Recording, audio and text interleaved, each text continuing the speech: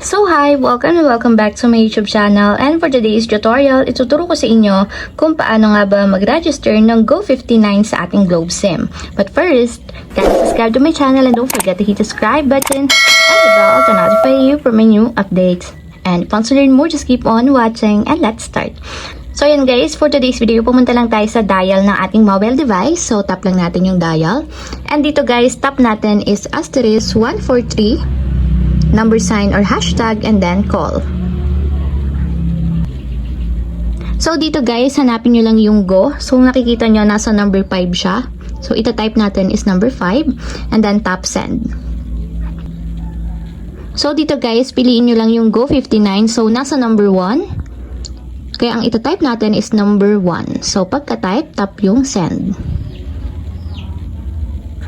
So ayan guys, kapag daw nag-register tayo ng Go59, makakakuha tayo ng 5GB for all sites. Plus meron siyang only all net text good for 3 days. So 59 pesos yung makukonsume natin na load balance para makapag-register dito sa Go59. So para ma-subscribe, type natin yung number 1 and then tap send. So, ayun lang guys, gano'n lang kasimple kung paano nga ba mag-register ng Go59 sa ating Globe SIM. Grab a question, click comment down below, and don't forget to hit the subscribe button and the bell to notify you for my new updates. And thank you for watching! Living life, every day, late at night, not okay.